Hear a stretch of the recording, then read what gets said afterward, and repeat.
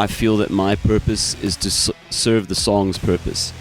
And if that song happens to have a profound meaning, it's not necessarily coming from me. I'd say your wife's going to be pissed off that you mentioned animals before her. No. She'll definitely mention animals before me as well. So I personally get bored if I'm following an artist or a band and it's just self-promotion and gig and blah, blah, blah. Do you have any tips for young artists to maintain that split in professionality versus personality? In a small market, you cannot afford to be a pompous prick. You're listening to the Baascast. Yeah, it is better than it sounds. As guys, welcome back to the Baascast. My name is Baas de Beer and this is my cast. And today I have got Cito. You might know him from WONDERboom. Other people know him from, strip shows. Is that true? I always try and make the most awkward introduction of things. So welcome. How are you doing? Thank you. I've been introduced stranger than that, so don't worry. Damn it. Now good. I need to up my game and figure out something to out you with, out you with, just outro us when we get to it. But welcome, dude. Thanks so much for coming through all the way from Joburg to the better place, Pretoria. Oh, well, it's always worth the trip, I love Pretoria. I think it's a very charming city. Charming is not necessarily a thing that I would always say about Pretoria, if you've ever been to Loftus. However, I will say that I enjoy Pretoria a little bit more than the Joburg side of things. But you've been a Joburg boykie pretty much since high school. Yeah, since high school, basically, yeah. Now, I'm not going to insult you by going through the entire journey that all the interviewers usually would have to go through, but I do want to stand still on one small thing and get us going right off the bat, You are an exceptional entertainer. You have got something that I believe very few South African artists or entertainers have about you. I don't really know exactly what it is, but I want to illustrate it and get us off on the most awkward way possible by telling you about the time that I first saw you on stage. Okay. I'm going to be taking you back all the way to, I think it was 2001. Yeah, it should have been about 2001, round about there. It was a Tuks FM Jou Ma partytjie. And I apologize. I'm so sorry for what I'm about to admit. I couldn't stand you. I really thought, who the fuck is this dude dancing like a little slinky on stage? You were dressed in all white, looking like a Backstreet Boy. And I was just not understanding what was happening.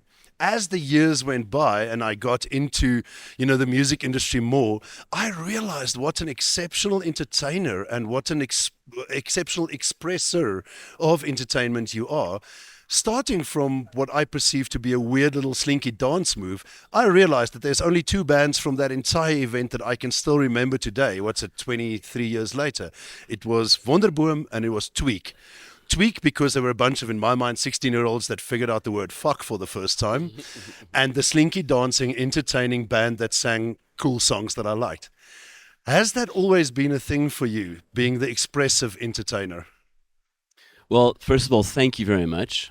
I'm taking it as a compliment. It is. It really is. Yeah, I've always been expressive. I always felt I couldn't really just stand around and shoegaze, especially with the music that we were making at the time as WONDERboom. Also, a lot of the sort of dancing and expression was to cover up for my bad singing.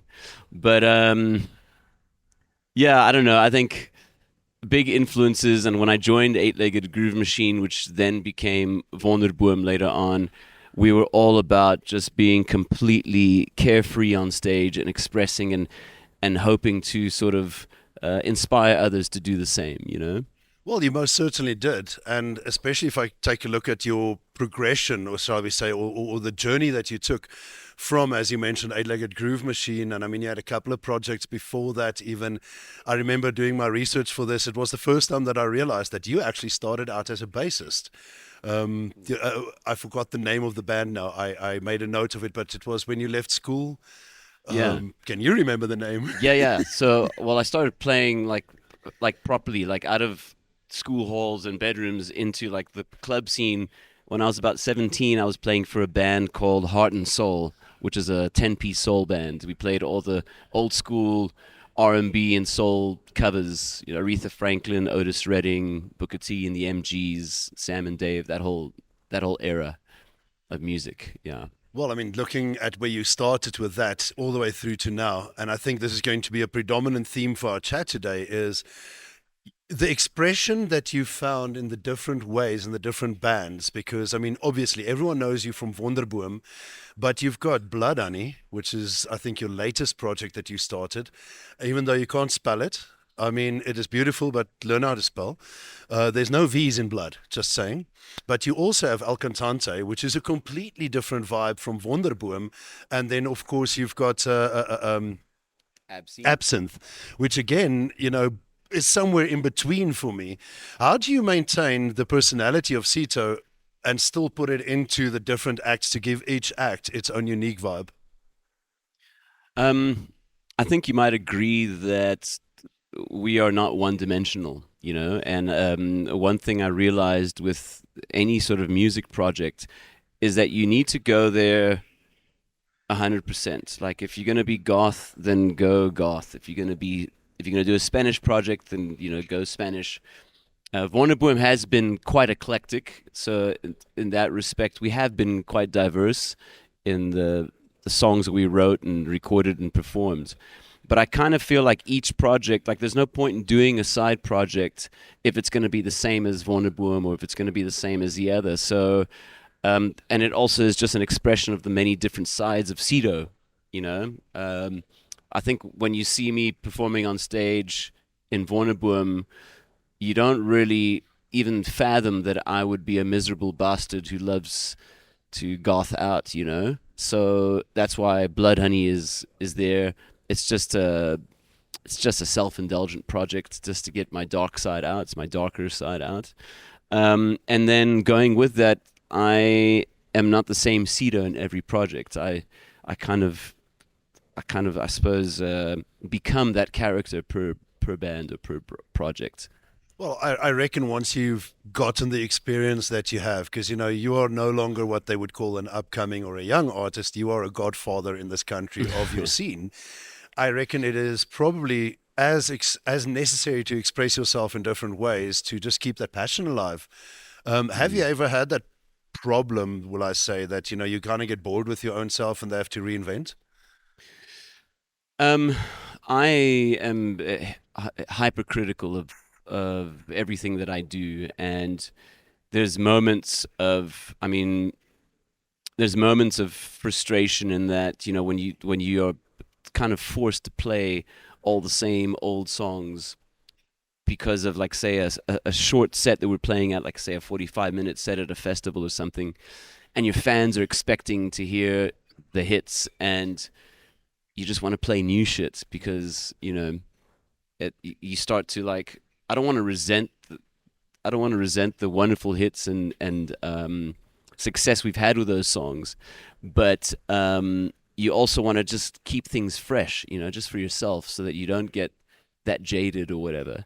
Having said that, there's never a moment where I feel like I don't feel like being here on stage. It's always wonderful, especially with WONDERboom. One can see that when you're performing, and I mean, I've had the privilege of seeing you perform in front of, dude, crowds of like 30 people, crowds of 300 people, and crowds of probably over 4,000 people in front of you.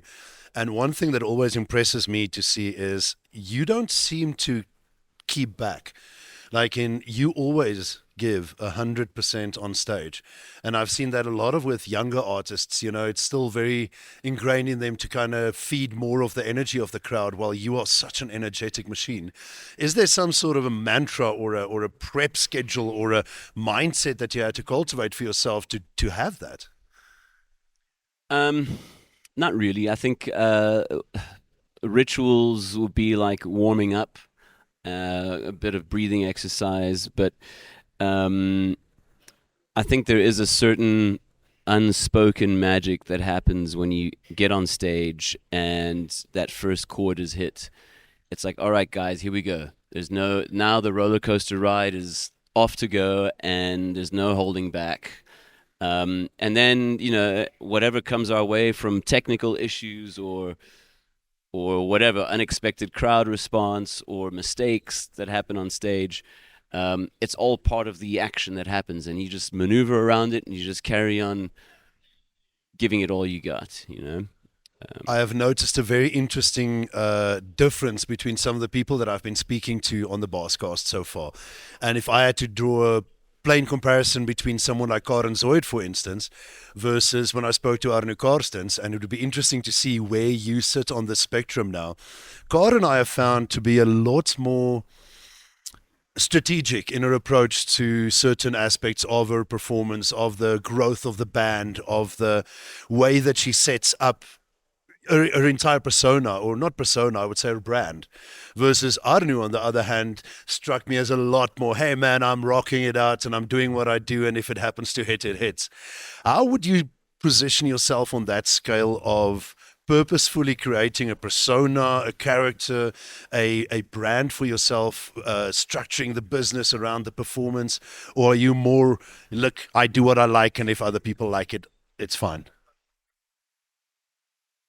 Yeah, I wish I had a more of I suppose, a business approach or industrious approach to the way I handle my brands or my projects, but they all come from a place of art and soul expression. So I'm pretty much, I suppose, on that side of the spectrum. I leave a lot to chance. I trust a lot in the moment, which has a lot to do with the performance. But in studio, which is where it all starts, the song sources and all of that, a lot happens there with regards to how I want artwork to be, how I want to market. Whether it's Blood Honey, it's a totally different approach to the way you would market WONDERboom, or the way you would market Absinthe, or El Cantante for that matter. So I'd like to treat them as their own sort of specific entities that require their own treatment, their own approaches, because the people that are listening to the music, a lot of them do cross over. And just like everybody else, they're not just black and white. They have different tastes and all that. But I want them to get a sense of, a sense of mystery from the one, and then a sense of connection from the other. You know, I think it's dangerous to throw everything into, each project the same. Giving it the same sort of promotional treatments and all of that, because people are looking for some kind of identity in whatever those brands are, Karen Zoid is a wonderful example of how she's like a household name, and she appeals to, I suppose, all demographic with regards to age, and definitely the Afrikaans culture. But it would be different to say somebody like Jack Parrow. He would have to, his approach would be different, and I think it's the same with our projects. We you can't expect to please everybody or to attract everybody. So look after those that are listening to you. Blood Honey crowd are definitely alternative dance floor goths, a little bit reserved, don't give too much away, keep it mysterious. That's the kind of vibe with that, WONDERboom is another story. Yeah, well, I mean, as you're speaking, I'm literally thinking, and I've never done this on purpose, but if I had to rate what I like more from the things that you do, I reckon at the phase that I'm at now in my life, and notice that I say I don't have a favorite, but I mean, for the last how many years, I've loved WONDERboom. But ever since you launched Blood Honey, I think I might have found something that on the regular I might be listening to a bit more. However, the placement matters so much. For instance, I saw El Cantante and Absinthe, as you pronounce it. Apparently, it's not Absinthe.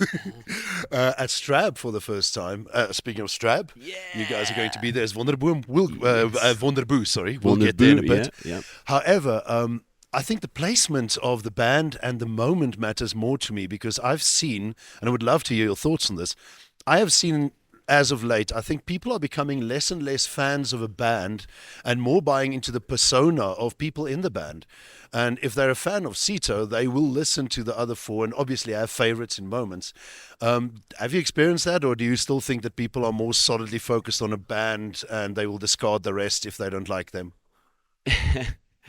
Yeah, I think people definitely gravitate towards the personalities of a band, and I think now more than ever we are getting a sense of, especially with this AI threat and how saturated the music market has become, and how impersonal streaming is. Like, you're hearing songs, you get a bit of a visual, but you're not really getting into the band's sort of psyche and personalities and all of that. Um, I think it definitely plays a huge role. And I have fans who say I prefer El Cantante than WONDERboom, and it's just because of who they are and with the kind of music that they listen to. And I expect that to happen and to change for people. It's like we're in different phases of our lives. I think when we had lockdown and people were consuming music differently, in that more isolated in your AirPods, headphones, or whatever, there was like a big sort of surge of introverted, like sensitive music, because that's what you're now. You're not in front of a speaker dancing away. You're now like listening on your own in your bedroom or whatever, and it's affected me too with songwriting and everything. And I think the key to keeping that connection is that personal sort of rapport that you have, with your audience.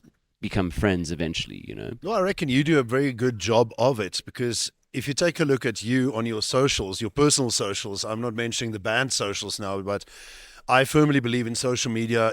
It is there to create that illusion of familiarity, that breaking down of a barrier between you and the fans, and where some people still believe that I should only be sharing promotional material, just about, it feels like you've invited your fans into your inner circle, it seems. I mean, whether you are sharing stuff about you and your wife or your personal life or dogs and journeys and experiences, or the band stuff, I think you are really well and proper connecting with the guys that love Cito. Have you found that that's more of a valuable investment on your marketing side than just pushing posters on social media? Yeah, thank you for noticing. I think I personally get bored if I'm following an artist or a band and it's just self-promotion and gig and blah, blah, blah. Because if I feel that way, I can imagine everybody else feels that way, right? So I try not to do too much overkill on my personal sort of profiles on Instagram and Facebook. I obviously will share things that I want to share. But I think it's dangerous to especially as a musician and an artist, to not be sincere, not be authentic, and not be yourself. I have been rather scarce, I think. I don't know if you've noticed that, but I've been rather scarce lately, just because I'm just like, first of all, I'm very busy, but secondly, I feel like some things I don't have to share. But I do know that people are more interested in my dogs, and I'll get strangers walking up to me going, "How's Scrappy Doo doing?" And like, "Is the hydrotherapy working?" And I'm like, "Wow, yeah, it is," And compared to like me promoting the next gig or whatever, like, yeah, I think you're right in that. I think there's more, that's more important and probably more valuable to the projects as well. Like, there's a time and a space for promotion of gigs and albums and that kind of a thing, but people are searching for something more. They're looking for a more real connection, some kind of I figure, especially if it's South Africans, you know what? I think we've built up this thing against being treated like the sheeple. And having someone, we've got a very different relationship with artists and bands specifically in the alternative and the rock scene than they've got with their artists in America, for instance. I've seen that, and I've read up. Well, I say read up, I've watched YouTube videos. And your research. I mean, done my research. there seems to still be that need for a much wider disconnect between the audience and the celebrity. Whereas, if you're on stage in the States, it is, oh my God, he's famous. And you need to have that I'm famous feeling. That's my perspective. I've never not been to the States. In South Africa, if you stand on a stage and you don't at least acknowledge your fan afterwards by high-fiving them or having a shot with them or, sticking around, they're going to label you as a pompous prick, basically, and they don't want to support that. So you bringing them in on your journey perfectly falls in with something that I believe, that a relationship is being built with your fans. You can imagine if you've got your relationship with your wife. Stunning example. Imagine all that she hears from you is, hey, tell me how nice I am and give me money, which is essentially what a lot of the artists are doing, versus you investing in that relationship with your fan is the same as investing in a relationship with your significant other. And I suppose the big question from that for me is, do you have any tips for young artists to maintain that split in professionality versus personality? Yeah, I don't know. I think it depends on the genre and the band and the personality of the artist themselves.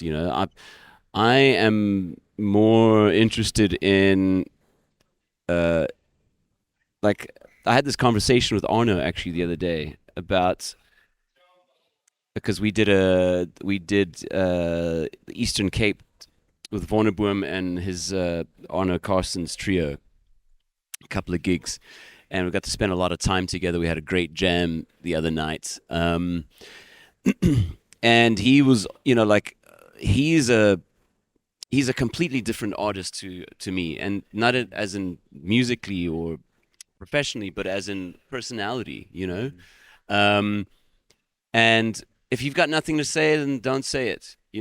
If you've got something that you want to share or something that you can convey, then go for it.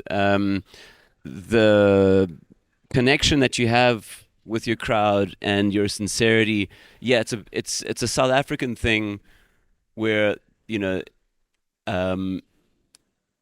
a lot of our fans want to know that they can, if I bump into them somewhere, I'll remember them, or we will have a drink together, and it's very sweet. I mean, it is what it is. I think what the thing that happens in the States is that market is so saturated and so huge. That industry is so huge.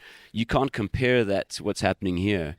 Our market is very, very small here. The world of music in South Africa is very small here.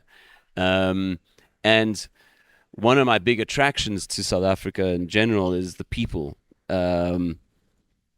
So in a small market, you cannot afford to be a pompous prick. I mean, you can and get away with it, but then you have to go and become Afrikaans commercial. Well, no, I don't know. I'm calling that out. I don't know about honestly, that. in my experience, I started this industry the wrong way around, right? I started in the commercial side of things, just getting to know a lot of the people and doing a lot of the behind scenes things, and then realized I love my soul too much, and I went more to the rock alternative side of things. Okay. Since turning 40, I've balanced it out a little bit, and I acknowledge that there's space for everyone under the sun, and it's beautiful and all. But in my personal experience, quote me on this if you want to, 80% of all commercial pop artists that go big in the Afrikaans scene become pompous pricks, while about 90% of the rockers that I've met and had the awesome privilege of getting to know remain nice, or even become nicer as the years progress. I mean, you specifically, dude, I met you, as I said, years ago. I can't remember the specific moments, but then it was like a year later at a STRAB or something, and you remembered me. And that, as someone, firstly, being a fan of the band, fan of the man, and also a person that's terrible at remembering names, the fact that you just remembered me as a person immediately made me a bigger fan of the band, bigger fan of the brand. So congratulations and thank you. No, listen, I think there's a big thing that happens with popularity, and I don't think we've ever been that big enough that it's affected us in that way. And I think also the music industry has humbled us a lot. So, we haven't been flavor of the month for most part of our career.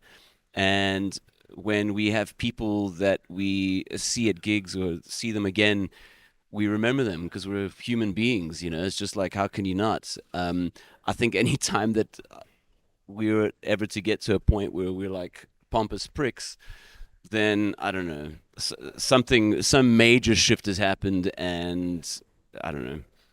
Well, I do reckon that, as you say, it's just a human on a stage being a human. So like I forget names. So I'm really cuck at that, and So am I. I'm I've terrible. oh man, I've felt so bad in the past. Then I mean, I used to do stuff at On Class, for instance. 7 years of my life was 3-4 days a week there, and I would see the same people drinking with the same people, and to this day I don't know their names. It is terrible. If you've ever felt offended by me not remembering you, just keep in mind, if I don't read my ID book in the morning, I forget my own surname. But I mean, surely there must be some sort of trick that you've got to switch on to the entertainment vibe, right? Because I found it easier that if you switch on the character, then you deal a lot better with a lot of people. And if you switch it off, go home. Look, Baas de Beer is on stage, Christo de Beer is sitting at home. Do you find that, when Cito is on stage, it's an easier way to deal with the people and the pressures of the performance than when it is, Martin? I think people can read through the bullshit. And especially our fans, because they've been following us and supporting us for so long. So yeah, there's been, extreme radical sort of dress ups and performances that have happened in the past, where it just looks like fucking ridiculous, but it's still Cito up there, and I think that has been our sort of little secret, is that we perform and like we appear like we're slick and everything else, but we're also very vulnerable, and it could and because we live so much in the moment, anything can kind of throw us off. But because we've been doing it for so many years, it's kind of like taken in our stride. So I'll have moments where I've forgotten lyrics, or I'll have a technical issue, and I'm just like, and kind of diffuse it by just being human about it and being honest. But I don't know if you can apply that to every artist. Like, I think again, everybody's personalities are different. Some people shouldn't be saying much. Should rather just keep to the mysterious side of things, and whatever translates on stage. I don't know if it's the right approach from my side, but I suppose it's become my lifestyle. So, and I'm still doing it. So I don't know. And you're doing it well. I mean, you've been doing it for 30 odd years now, I think. Don't do my math. I suck at it. Yeah. So 30 years with 8-legged. Yeah, I suppose. It's 30 odd years. Yeah, 17 years. I'm collecting these guys now, because I had Arnu, I had Albert Frost, and even Karen is approaching the 30-year mark in her industry, and it is a notable thing to see the differences when I speak to artists that have been doing it for, let's say, longer than 20 years, versus I don't want to say the childlike optimism, but just the approach that a lot of the artists have that are breaking into the scene now, less than 5 years of being a professional musician, and everything they take different, from you labeling AI as a threat to other artists, younger guys saying it's such a cool opportunity for us, through to how they treat venues and owners and gigs and festivals and so. Now, without jumping into the deep and philosophical side of things, but I just want to get to WONDERboom specifically for a second. Your stage approach and the way that you approached your latest release now. Can you just talk me through it a little bit? Are you going music first, brand second, like in the business second, or do you sit for WONDERboom at this point in your career and strategically plan the business side of things? What will work best? Is this going to be a hit, and then do the releases? Is it heart or head? What are we looking at? It's totally hard. Every album that we've put together, and I think this last one that we've put together has been really just getting into the actual work of the song and the art of the song, and I'm always on a mission to do something different for WONDERboom, more than, like, I suppose, avant-garde or whatever. But it's never been sort of pre-calculated. And in fact, this album, and I was actually talking about it recently, like, I've felt more sort of out of control than all the previous album releases, in a way that I did the music, and I'm just trusting the music to do the rest, you know? And everybody else that plays part of the team, like we're signed to Just Music, so there's a whole, you know, marketing team that have to do their work and distribution and all of that kind of thing. And so we do chats. There is strategy along those lines, but it's always after the fact that we've created this. Okay, now we've got this. What is it saying to you? How are we going to go about it? What do you think is going to be the next single? What should we pitch to radio? Like, all of these things are always after we've created this thing, never before. That is an interesting approach, one that I personally I quite like that. It's the same thing that I do with the Baascast. Like, I very, very rarely go into these things planning a purposeful interaction or engagement. Oh, this is going to be good voice clips for marketing. But afterwards, you know, it does start influencing the way that you do things after doing it for a while. I mean, you are going to be, I think, episode number 26, 27 for this range of the Baascast. And as I went on, I found that it infiltrated my thoughts. Like, I'm sitting here talking to you and I'm like, how can I phrase a thing in the best way possible that I can get a 45-second clip out of it for marketing afterwards? But it's never the way that I approached it from the start. Yeah. Have you found that, you know, in your production phase that you do start thinking, will this end up being a radio hit? Is this more for live performance? Is this more for personal pleasure? Or do you just do? I totally do. I always think that every song that I write is going to be a worldwide hit. But it's never like, this is gonna fit into this genre and go into that station, and like, it's never like that. It's just, I just think the value of the song is like, oh, this is universal, you know, whether it gets on radio or not. And because the creative process is so, I suppose, organic, it's never predetermined. It's kind of like, this is where the inspiration's going. And if we go back to how we actually write songs, a lot of the songs that I'm inspired to write come to me in sort of bass lines, grooves, that kind of a thing. And then I build up from that. Very rarely do I write a song from lyrics first. And so when you take in that path and see and just accepting where the song's journey will take you with regards to how it ends up as, that is where all the magic happens. And as soon as you start trying to sort of contrive it or give it an international sounding snare or whatever, then it's a fuck up, you know, I feel. I can imagine that. And I suppose that this leads into the point that a lot of artists that are lyrically forward when they are writing, that will write the lyrics first and then put the music to it, I have found, for them, it matters a lot whether or not people get the message that they are saying or understand the words. Would you say in your process then of doing music forward and adding lyrics afterwards, does it matter to you if people get the message, understand the story, or is it more get the vibe that I'm going for and make up your own conclusions of the lyrics? Yeah, like, I'm not a huge philosopher. And because each song is different to each other, I feel that my purpose is to serve the song's purpose.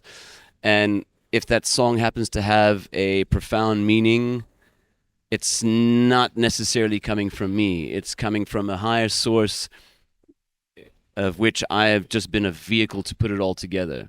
And as long as it's telling the story, the lyrics matching the music or the music matching the lyrics, and many times, more times than not, I really try to treat the voice as another instrument that just makes this painting or creates the scene in a movie.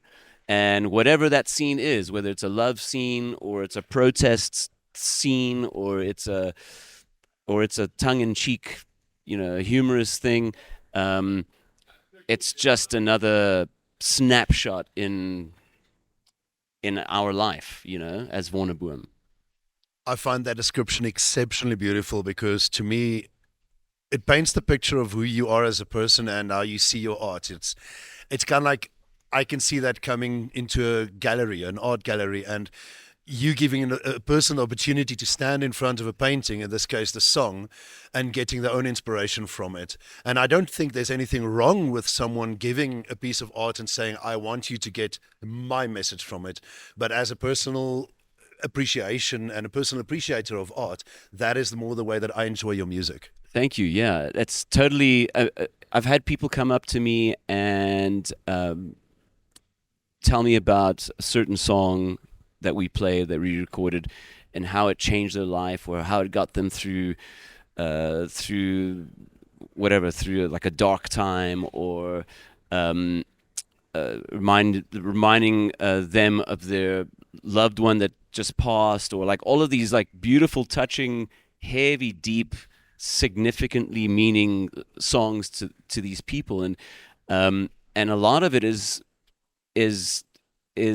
like their interpretation of it, like the context of when they were listening to it, where they were in their lives.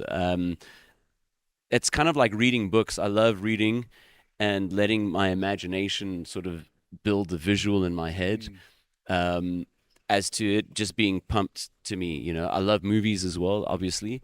And there's another, like, that's another conversation altogether. But I think there's something quite beautiful when you're just playing your part in writing the song, in performing the song, in a recording situation or a stage situation, and what people get from that. I like to think that when they see WONDERboom on stage, the general feeling, I've always heard the word charismatic, and that kind of a thing. In a way, it's kind of spiritual, in that we're performing on stage the way a lot of people would love to just dance like nobody's watching, or sing like nobody's hearing, and we're fulfilling that for them, or if anything, inspiring them to do that, so in a way, it's kind of like a spiritual experience, from listening to our music to seeing us live. Now, to get to a very cool point, but with a little bit of a twist around it, having just released an album, I ask a lot of the same questions, especially to the more established musicians. And I would love to hear your thoughts on this twofold. One is album versus EP versus single. In today's culture of streaming, the 2-minute noodle recipes of becoming famous, having 30-second clips of songs go huge on TikTok, where do you position yourself them, and where do you position your different projects? Do you approach them the same way? Would you, for instance, say it's the right technique to release an album as Cantante as well, or would you rather be dropping singles for the smaller projects and albums for WONDERboom that's more established? Or talk me through that.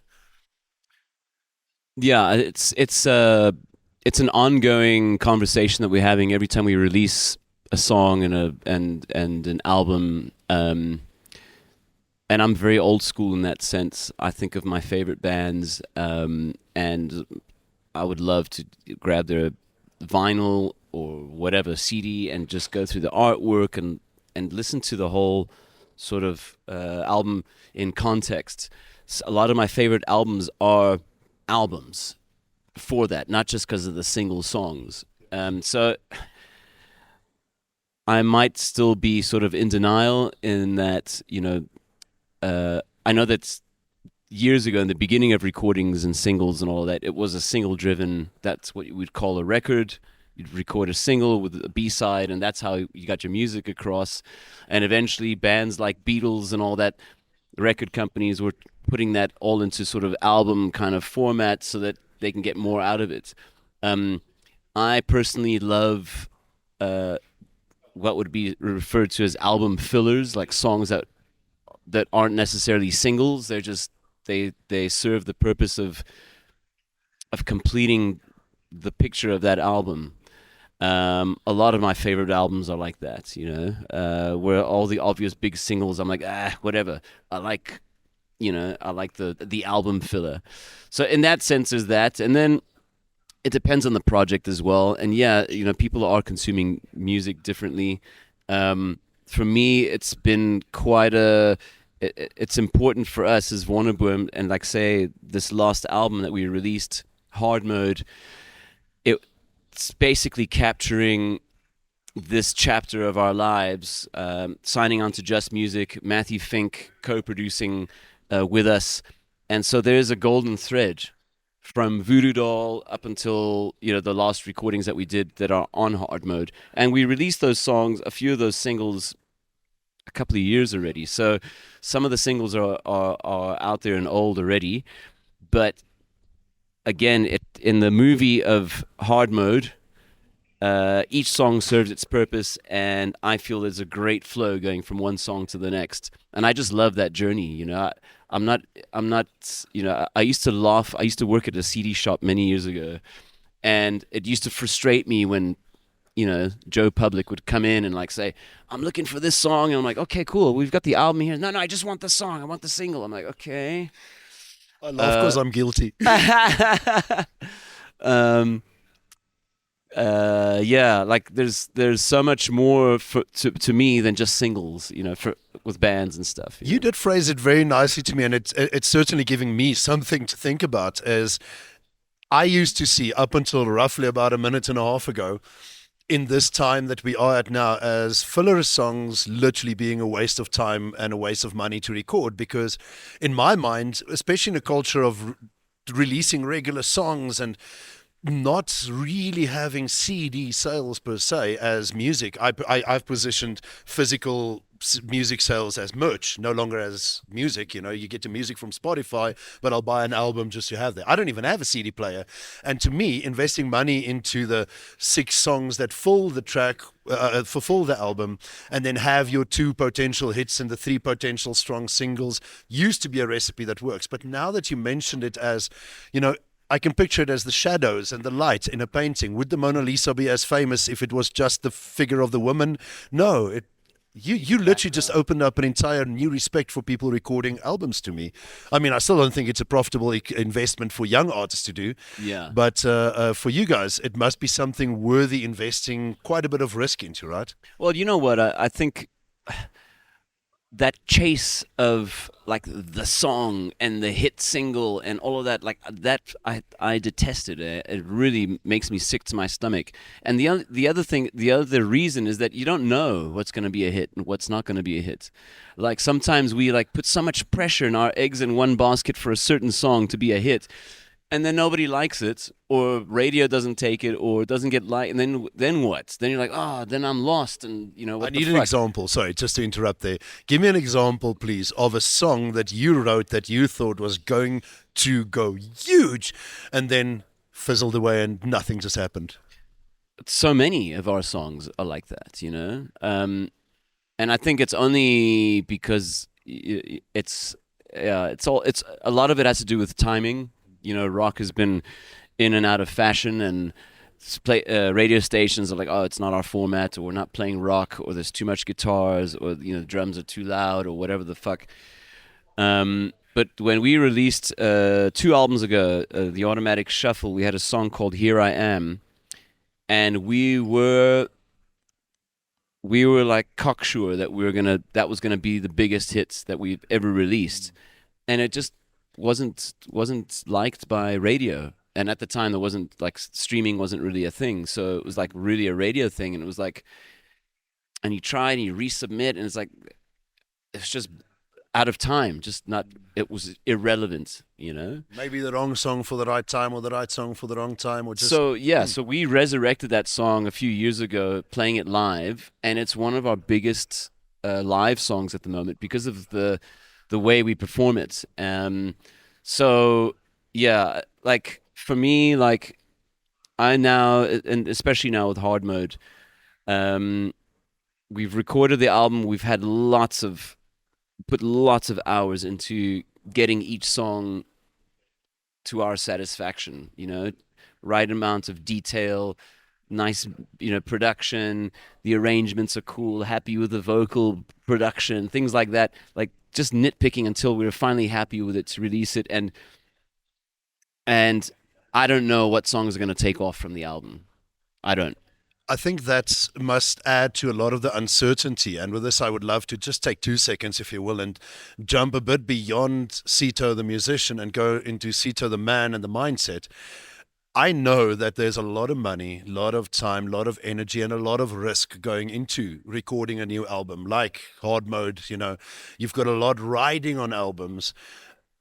When you go behind the scenes, How do you personally deal with the stresses and pressures? I mean, I like to get a little bit more to the men's health side of things. As you know, there's a men's health pandemic in the world with men not being able to cope with the stresses of whatever their career is, whatever their relationship life is like. And I think as a musician, you've got a very easily illustratable look. This is my baby. This is the stress. This is the pressure that I'm under. Um, do you have any coping techniques or advice for people when it comes to that? I know that you grew up exceptionally religious with your parents, if I'm not mistaken, being missionaries. And is that still a role that's being played in your life even up until now? Talk me through it. Yeah, so I am definitely sort of finding my groove with regards to how I handle those kind of things. Taking a lot from the way I've been conditioned through, I suppose, Christian upbringing, in that maybe the one value that I did get from that is faith, just having faith. But I think a lot of it has to do with how I live the rest of my life. I've stopped putting pressure on WONDERboom being my be-all and end-all. It's now just a place of fun, and it has been pleasantly surprising in the way people have been enjoying our gigs and listening to our music, and especially when it comes to financial kind of responsibility. I've got, as you've mentioned, I've got a few musical projects which have managed to keep me busy, not just on a creatively fulfilling way, in an expressive way, like my many different sides, but also financially. So we had stopped gigging as WONDERboom second week of Jan, and we'd hold off until we've released the album to start touring again. And during that time, I thought, okay, maybe I could take a bit of a sabbatical. And then all of my side projects all of a sudden got all these gigs. So from Absinthe opening for Deacon Blue to like El Cantante had a few gigs, even Blood Honey gigging, the Led Zeppelin tour that I've done recently. They've just like miraculously filled in those gaps where I'm not gigging with WONDERboom. So I think my secret has just been having that balance.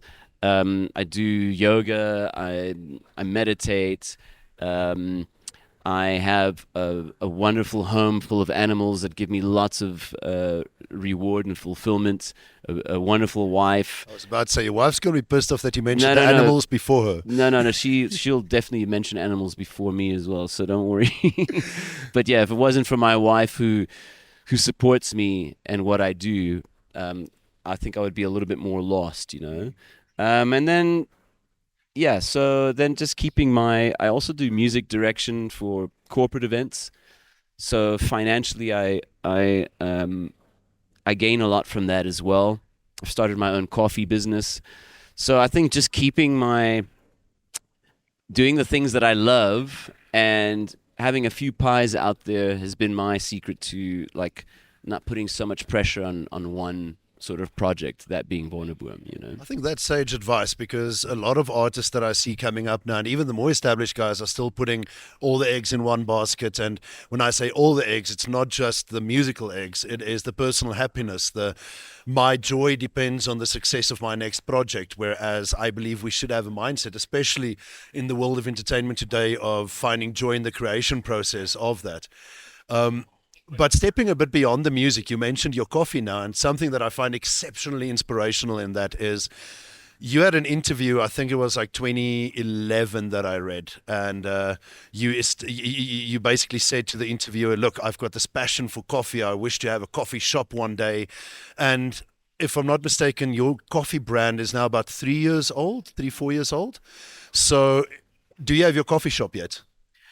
I don't have my coffee shop yet. But you've got the coffee brand. I've got the coffee brand, yeah. How's that going? It's going cool. It's going very slowly. I haven't thrown my eggs in one basket with that, but I've registered my company and I've been building up the brand, and my sort of customers have been growing. I've been selling the coffee at gigs. One stage I was selling coffee on an eBuck store. So for me, it's been a brand building exercise just to get that trust in the brands, so that people, you know, that enjoy my coffee will continue to follow and support. And when I am ready, because it takes a huge commitment to get a coffee shop going. It's it's not something that I can do as a side hustle. It's like something that you completely dedicate your life to. So I'm looking at that when I do have my coffee shop mission, to take up a lot of my time, and I don't know where I'm going to do it. Might be your words. Might be your retirement plan. It could just be, yeah. Well, look, I mean, not to sound slightly depressing, and I promise this is the last deep and philosophical thing for this chat, It's been super deep and philosophical so isn't far. it a bit sad that we're sitting in the South African music industry? I'm talking to one of what I would label the top 10 most successful, famous rock stars in the history of alternative music in South Africa, but that we still have the need to have the other projects going. And I've been asking again this question, and I'm trying to get a little bit of a series of answers through it, of the more established musicians. Is there enough money in our scene, shall we say the more alternative scene, rock, pop, indie alternative, however you phrase it? Is there enough money in South Africa to sustain a profitable rock scene as it is? Or do you think the success is in cultivating alternate income so that you can still have the freedom of expression in your music? Yeah, look, it is the way it is. There's nothing we can, you can either adapt or you could just change your career, and I don't think it's South Africa specific. I know that, there's a huge alternative rock scene in the States and in Europe and elsewhere, Australia and all of that. But I think artists in general struggle all over the world. And there's other demons that they got to fight in their own place, I think we're very fortunate to be able to do what we do in South Africa because it's such a small scene, to be in a scene that's heavily saturated, still trying to do what you're doing. It's hard. It's fucking hard. But having said that, we're in the southern tip of Africa. Our demographic, as far as rock is concerned, is very, very small. When you look at the population and what they're listening to, and the huge impact that South African dance and urban music is making worldwide. And it's nothing to be like upset about, really. It's like you got to take responsibility for your own life, where you live, who you're interacting with, the music that you write, and who you're performing to, I think that don't just get stuck in South Africa, move around the world, tour, that's where we're at the moment, So if I understand you correctly, it's basically saying, yes, there is a scene, but for those that are willing to put in the effort and sustain it responsibly, not just, look, I'm going to write a good song and I'm going to get famous and that's going to make me rich. Yeah, it's, again, it's not one-dimensional. So, yeah. The big advice I would say is don't put financial pressure on your project, especially as an upcoming artist. Yes, give it everything you've got, and especially in the beginning, don't hold back, because once you start getting sort of over consulted and you're over cautious, then you're not going to get anywhere.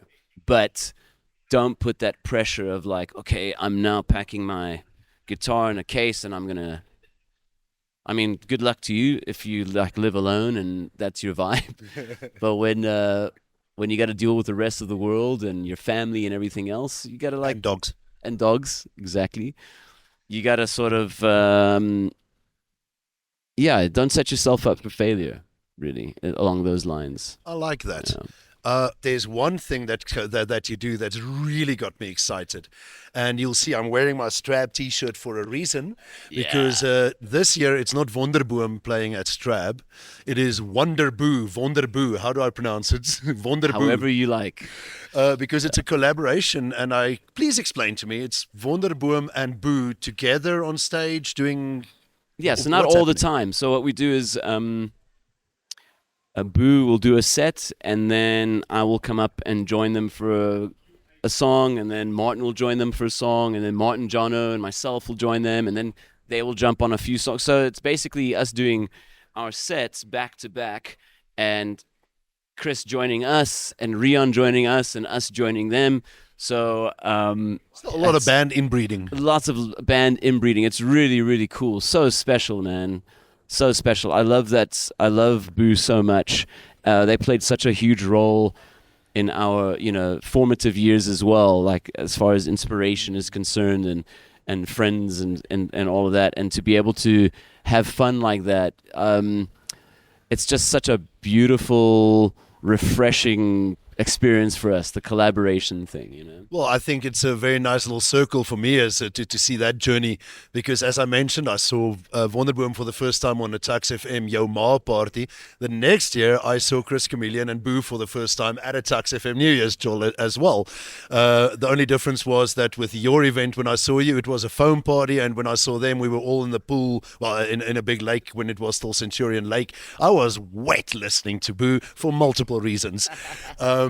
Now, I do need to ask you, what can we expect from you in the coming time? Now, obviously, promoting the WONDERboom, I struck a blank. Hard mode. I was about to say Die Hard to promote hard mode, but from Cito itself, what are we looking forward to promote it? So we're gonna be going around Southern Africa promoting hard mode. It's been interesting including all of our new songs, or most of our new songs, into our sets. We're like reworking old songs so we could still play the old ones but also the new ones. So there's definitely like a new sort of set that we've been playing, which is really cool. And then I'm looking at finishing up the Blood Honey debut album, which will be out the second half of 2024, and see how that goes. And then, maybe some theater. I don't know. I'm keeping my options open at the moment. It really fits with everything you've said earlier. Not overthinking and doing the things. Do it strategically, but do it on the flow. Totally, totally open for whatever. Thanks so much, man. I really found our chat exceptionally insightful. Cool. And now I have to ruin it with one stupid thing. All right. Because I try and have something fun and funny at the end of each chat. Okay. And you strike me as someone that, you might have heard all the musicians' jokes being flung your way, from bassist jokes through to me calling you a slinky. And do you have a favorite muso joke that you would like to tell us? Music related. Yeah. How do you shut a guitarist up? Put sheet music in front of him. I know of a few musicians that would like to come out now, fists balling, and you're not wrong. Actually, I'm guilty of that as well. Put sheet music in front of me, I'm like, There's an astounding number of professional artists in South Africa that I know that can't read sheet music for shit. And that's okay. Listen, dude, really thank you so much for pulling through all the way from the Johannesburg side of the planet. Such a pleasure, man. Always a great pleasure chatting to you. Oh, man, I really look forward to seeing what you're bringing on stage at STRAB with the WONDERboom. I think that's pretty much what I'm looking forward to the most. And then obviously seeing what you bring with Blood Honey, because as I said, that is currently what excites me of your journey. Cool, thank you. Yeah. And just last but not least, guys, thank you so much for tuning in. Thank you for clicking buttons and sharing things.